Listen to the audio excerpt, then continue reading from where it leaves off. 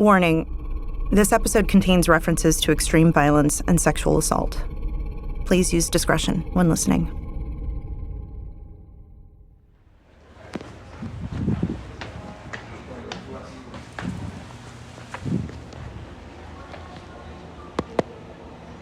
¿Ya empezamos? Bueno, empezando, gracias, buenos días. Yasmín, yo soy el coronel José Antonio Castillo, soy oficial del Ejército Salvadoreño, ya en situación de retiro. That's Coronel José Antonio Castillo. He's retired now, but he spent his entire career in the Salvadoran Army. I met him for coffee outside my hotel in San Salvador. He has short, neatly combed hair, blue eyes, and smiles like he's running for office. In fact, at various points throughout our interview, I thought he might be flirting with me. Yo quedé enamorado, encantado de San Miguel, sobre todo las mujeres de San Miguel que eran muy bellas, lo siguen siendo. He was stationed in my family's hometown, San Miguel, and he tells me that the most beautiful women are from there. I wanted to talk to Coronel Castillo to get the military perspective on the war, and he is not shy about sharing it. For him, the whole thing was very cut and dry. Nosotros pues teníamos que elegir de qué lado estábamos. O nos íbamos con las fuerzas insurgentes del FMLN o nos metíamos a la Fuerza Armada de El Salvador para defender la República, para defender el sistema democrático. Porque lo que estaba en juego aquí era la democracia. You had to choose. You were either with democracy or with the communists. Coronel Castillo has always been extremely patriotic. When he was in his teens, he idolized a well-known military leader, a man named Domingo Monterrosa, the head of the most infamous group of Salvadoran soldiers, the Atlacatl Battalion. Yo fui un admirador del liderazgo militar que imponía el coronel Domingo Monterrosa. Cuando estamos hablando del periodo de la guerra, hablar del coronel Domingo Monterrosa era hablar de un héroe militar. I'll be honest. Throughout our entire interview, I felt really uneasy. Coronel Castillo is charming, smiles easily. But knowing that he was stationed in my family's hometown, I can't help but wonder what he did during the war. His hero, Domingo Monterrosa, and the Atlacatl Battalion are well known for the human rights abuses they committed. But it seems like the Coronel might be uneasy with me too. Before starting the interview, he asked me a bunch of questions about where I work and what the angle of my interview would be. Yo creo que es importante conocer con quién estoy platicando, nada más.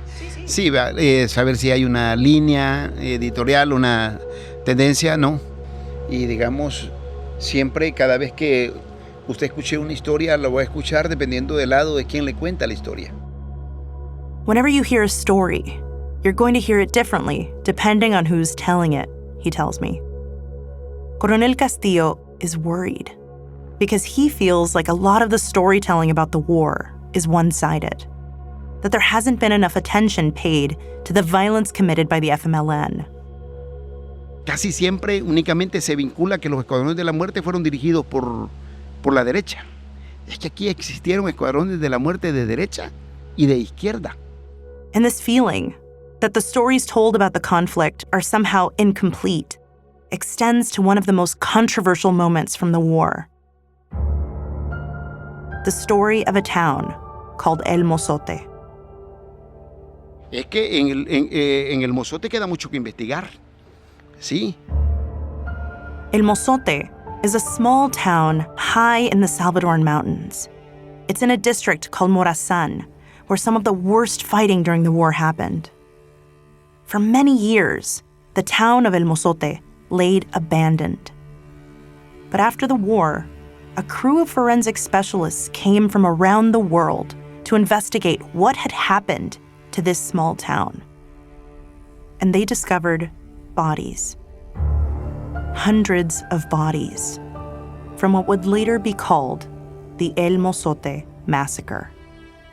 Nunca se ha visto dónde están los 10,000 muertos que el FMLN tuvo en la guerra. ¿Dónde los enterraban? ¿Cuál era el cementerio que utilizaron? ¿Se habrá convertido el Mozote en un cementerio del FMLN? Coronel Castillo's theory is that El Mozote was an FMLN burial ground, a place where the guerrillas went to bury their dead.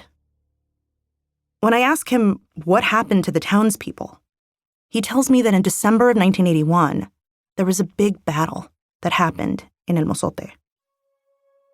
El informe de clasificado de los Estados Unidos dice que en el Mozote hubieron 4 horas de combate. Enfrentar a alguien que se le enfrentara, se le parara, de choque, de tú a tú, al Viri Atlacat, que era la unidad de élite por excelencia en ese momento. ¿Contra quién estaban combatiendo? These theories that Coronel Castillo has, they're nothing new. They go way back to when the story of El Mozote was first reported. And none of these theories are true. They've all been disproved by the UN Truth Commission and forensic evidence. Looking back, I wish that I had pushed back on some of what he was saying, contradicted his prepared talking points. But I didn't. I just let him say his piece, thanked him for his time, and left. It takes a lot of courage to tell someone in a position of power, "You're wrong. You're lying." And in that moment, I didn't have it.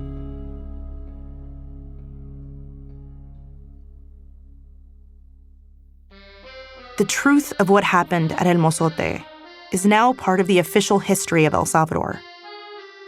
It's been verified by experts and witnesses. But for many years, the massacre went widely ignored and disputed. And even now, there are people like Coronel Castillo who refuse to believe it happened.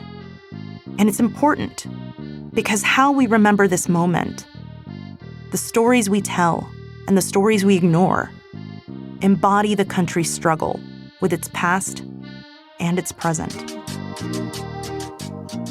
I'm Jasmine Romero, and this is Sacred Scandal, Nation of Saints. Episode 7, El Mozote. We'll be right back.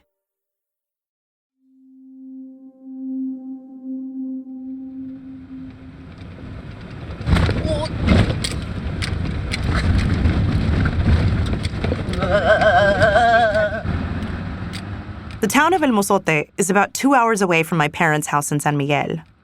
The drive is almost entirely uphill, and it gets really rough in spots. My dad's truck was rattling so hard it felt like it was going to just shatter into a million pieces. Okay, so we're in the area of El Mozote now, but we're on a really narrow dirt road.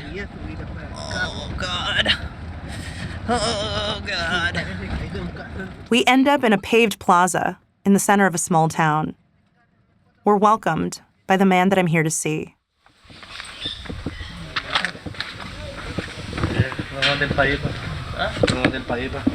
Sí. ¿De Salvador nos vamos? Sí. Porque los de Salvador nos vamos puntuales. Nos vamos puntuales. Nos vamos puntuales. Pero ¿qué le digo? Buenos días. Buenos días. Lleguen a las 8 y lleguen a las 10. Sí. Su nombre y qué es lo que hace. Bueno, mi nombre es Oscar Leonel Tobar Claros y actualmente, soy desde hace 4 años presidente de la Asociación de Víctimas de la Masacre del Mozote y los lugares aledaños. Leonel Claros, the president of the Victims Association of El Mozote. Leonel is here to lead us on a tour of the town. It's lovely here, with a spectacular view of the lush green countryside. My mom keeps freaking out at all the beautiful orchids that grow wild here.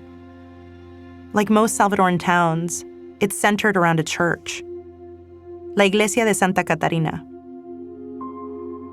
Leonel leads me and my parents through the plaza to where that church used to be. There's a memorial where it once stood. Este monumento, ¿qué muestra? Bueno, este es un monumento creado con la idea de hacer un hincapié sobre el tema de la familia, digamos, porque aquí murieron familias enteras. 43 years ago, in this very spot, The entire town of El Mozote was massacred. This is based on the findings of the UN Truth Commission. On December 11th of 1981, in the early morning light, townspeople were ordered from their homes and gathered into the town square. Soldiers from the Atlacatl Battalion, led by the famed Coronel Domingo Monterrosa, told the people that they'd be given food. The soldiers then separated people into groups: men, women, and children. The men were marched into the sacristy of the church. It's a small room where the priests prepare before leading Mass. There, the soldiers tortured them for information before spraying them with bullets. Beside the church, there's a small building called El Convento, the convent.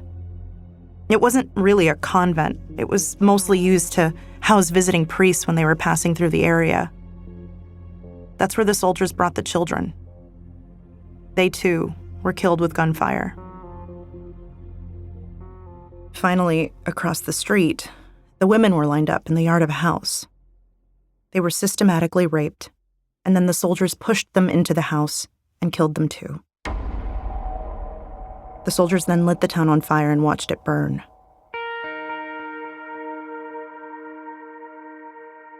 After the war, the bodies of the townspeople were brought here, to where I'm standing now, and buried together.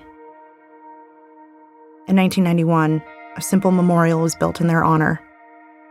It's a big brick wall with black marble squares laid across it in a grid. Each square lists 10 names. La pared que muestra. Bueno, allí están las personas que fueron asesinadas en el masacre. Allí hay edades, están los nombres, pero también hay placas que identifican que, por ejemplo, murió la familia tal, con tantos hijos. Ahí están los nombres de todas las personas que fallecieron aquí. Some of the squares are all just one last name. Entire family lines extinguished. Pero también está enterrada una de las personas que fue que contó la historia, que tuvo el valor de ir y contar todo, que se llama Rufina Amaya. Aquí está enterrada también. Rufina Amaya is one of the very few survivors of that day, and she's buried here too. Her testimony is one of the reasons that the world knows the story of what happened here. Rufina lived in El Mozote with her husband and 4 children. On the day of the massacre, she was lined up along with all the other women in town. She was the last woman in line. ¿Y ella cómo sobrevivió? Ella estaba ya en la fila de personas que iban a ser asesinadas, de mujeres, y ella se logró escapar de entre los árboles, un árbol y otras cosas allí, se logró escapar y...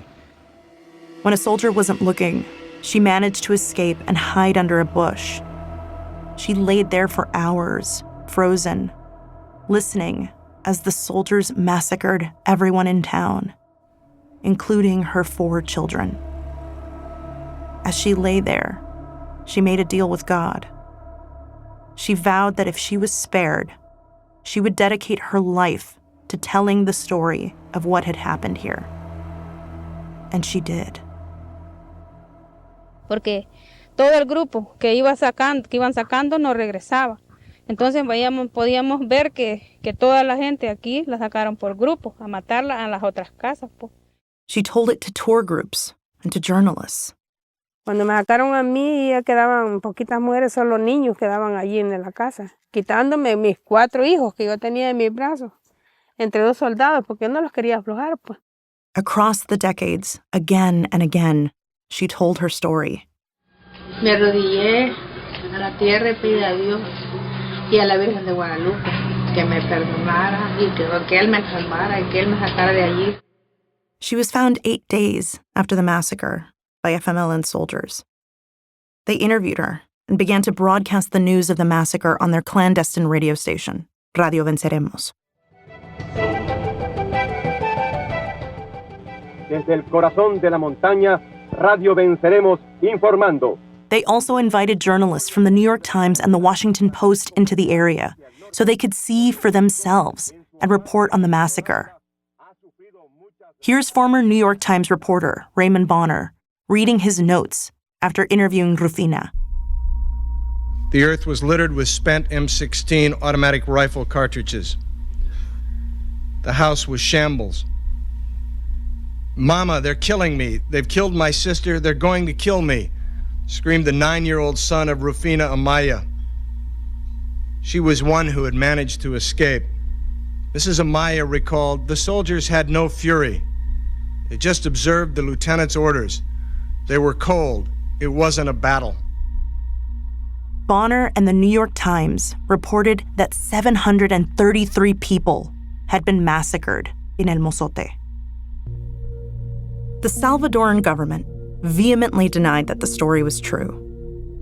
Then Salvadoran President José Napoleón Duarte claimed that the whole story was fabricated, just FMLN propaganda, that the numbers of the dead were exaggerated. The U.S., upon hearing reports of a massacre, sent 2 embassy officials up to the area to see if the story was true. But the Salvadoran military refused to escort those officials into El Mozote. They basically dumped these 2 guys out on the side of the road in the middle of a war zone and said, "If you want to investigate, be my guest."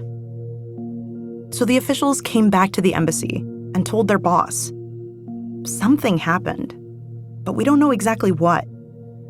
And that's what the ambassador told the White House. Shortly after the massacre, the U.S. ambassador, Dean Hinton, was asked if the reports were true.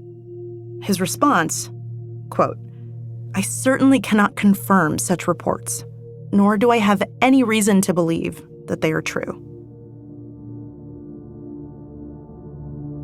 The day after El Mozote was reported in the New York Times, the Reagan administration certified to Congress that the Salvadoran government had, quote, "made progress on human rights." They, too, called the story propaganda. A determined propaganda campaign has sought to mislead many in the United States as to the true nature of the conflict in El Salvador. Very simply, guerrillas are attempting to impose a Marxist-Leninist dictatorship on the people of El Salvador as part of a larger imperialistic plan.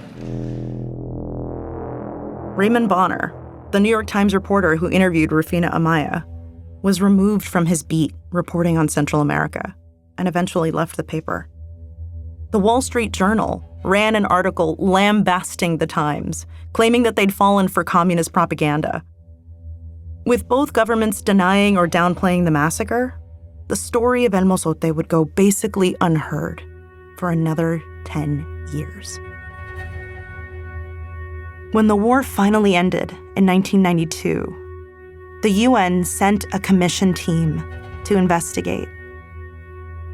Finally, the bodies were found, surrounded by hundreds of shells of US-made ammunition. Some of the best forensic specialists around the world came to this tiny mountain town to help uncover what had been hidden for so long. But it was 10 years too late. By then, the theories about FMLN burial grounds and shootouts with the town had long spread. And even with all the forensic evidence saying otherwise, obviously, those stories stuck. To this day, the number of dead is uncertain because bodies were continually exhumed for years. But including the surrounding areas, the best estimates we have are 220 men, 200 women, and 541 children. It's a devastating number, especially when you consider that 248 of those children were under 6 years old.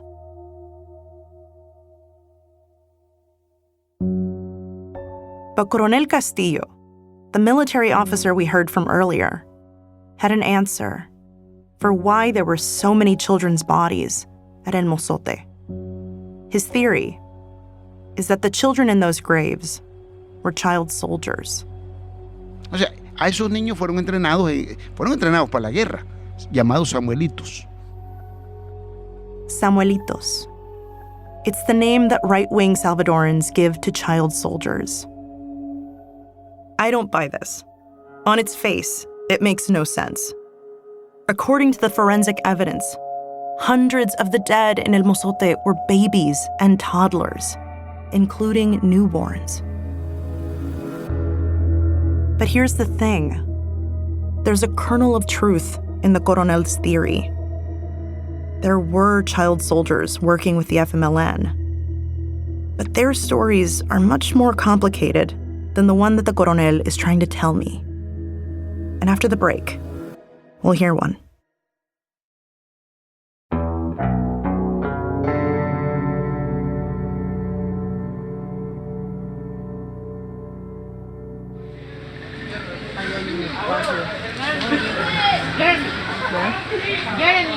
Ay, como que este es el señor. Not far from El Mozote, on the hot asphalt of a public playground, I met a man named Jose. Buenas tardes. Buenas. Me llamo Jazmín. Jose is not his real name. He would only meet me in a public park, and he wanted to stay anonymous. He joined the FMLN when he was 12.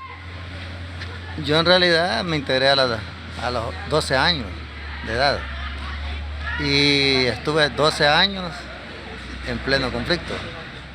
Jose grew up the son of a campesino in a rural area in this province, Morazán, the area where the leftists were gaining a lot of ground. Pues aquí surgieron los primeros núcleos, digamos, clandestinos, ya organizados y armados para enfrentarse al ejército. Y obviamente, pues en eso, mi papá era uno de ellos. He says that his father joined one of the groups that would eventually become part of the FMLN. ¿Por qué es que su padre decidió integrarse en ese grupo?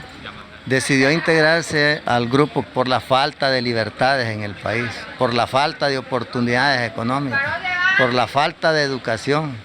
He felt like there was no future for his family or children, no chance at an education or to better their situation if society didn't change.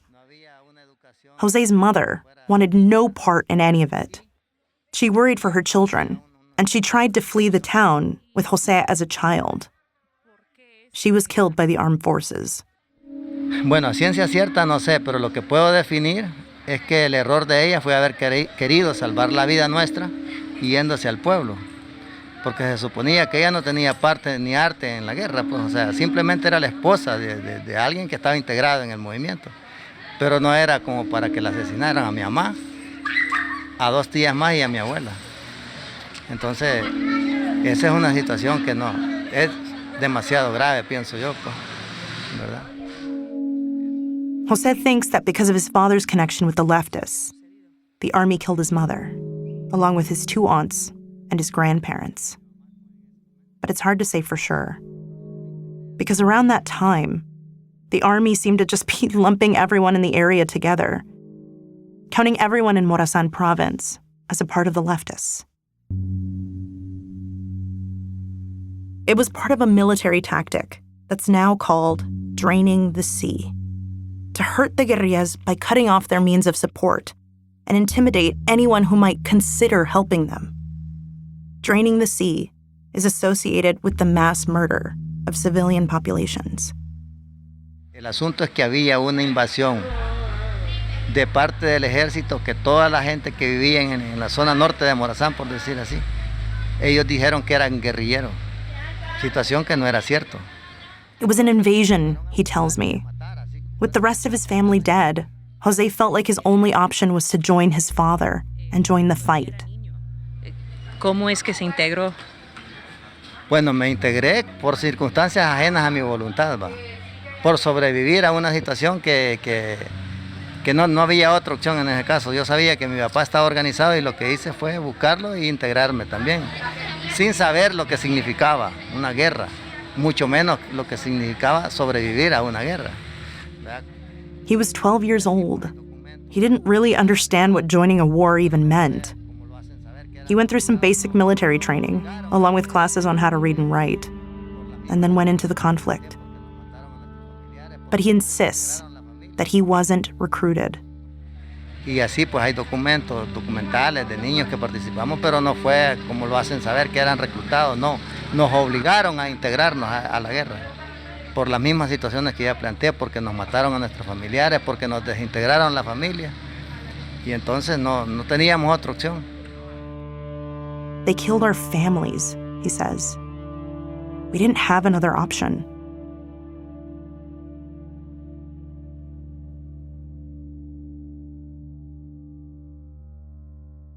It's estimated that of the 8,500 total FMLN soldiers, 2,000 of them were under 18.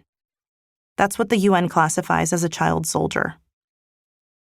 Jose's story is just one of them. But it's a much more complicated story than the one Coronel Castillo is selling me about Samuelitos. When I first talked to Coronel Castillo, he told me that the war was a matter of choice. You were either with democracy or with the communists. Maybe that was true for him. But Jose didn't have a choice. His entire family was killed. Coronel Castillo claims that the storytelling about the war is one-sided. There's some truth to that. Even in this podcast, the focus has mainly been on the atrocities committed by the state. But the leftists definitely had their hands dirty too. They did use child soldiers. Even before the war, the FMLN did their fair share of kidnapping, torturing, and murdering.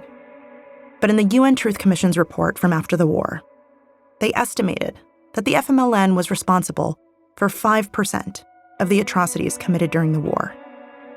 The military accounted for 85%. The last 10% is unknown. The difference in all this is power. The power to choose whether or not to fight. The power to tell your own story and have it believed.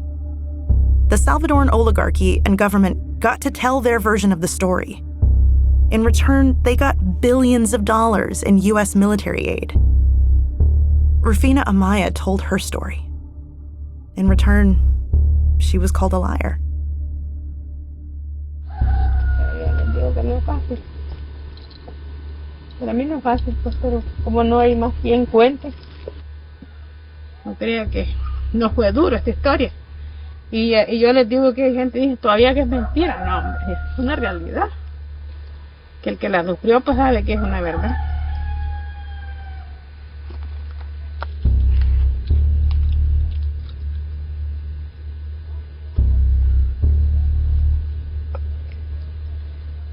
No sé si regresamos. Sí.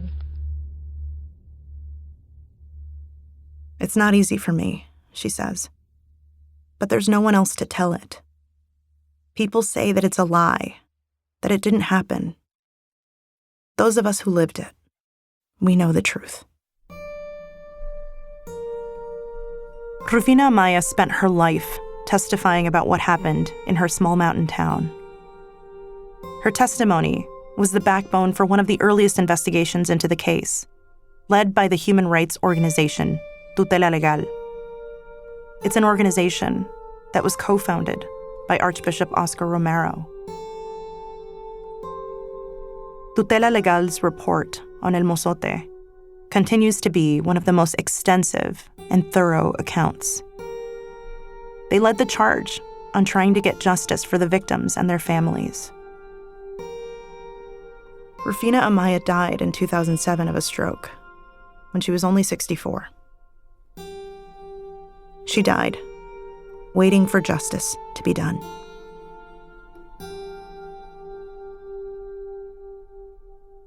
The truth of what happened here lives on in the stories of the survivors and their families. Still here, telling the same story they've told since the beginning.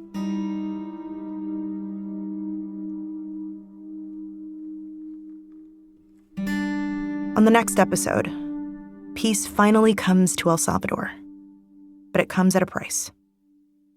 6 Jesuit priests were brutally executed in San Salvador last week. Their deaths have triggered a heated congressional debate on continuation of military aid to that country.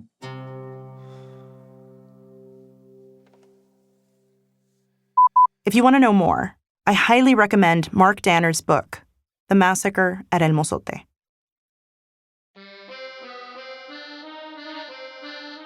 Sacred Scandal, Nation of Saints is a production of AHA Podcasts in partnership with iHeart's My Cultura podcast network and is hosted and written by me, Jasmine Romero. Produced by Jasmine Romero, Sofia Palitza-Carr, with help from Jorge Just and Álvaro Céspedes. Research and reporting by Jasmine Romero. Edited by Zaire Quevedo, Jorge Just, and Rose Reed. Nation of Saints was recorded in New York City at the Relic Room, with engineering by Sam Baer. Mixing and sound design by Pachi Quiñones. Original music by Golden Minds, Darko and Aime, based on Patrick Hart's original composition. Fact-checking by Erendira Aquino Ayala.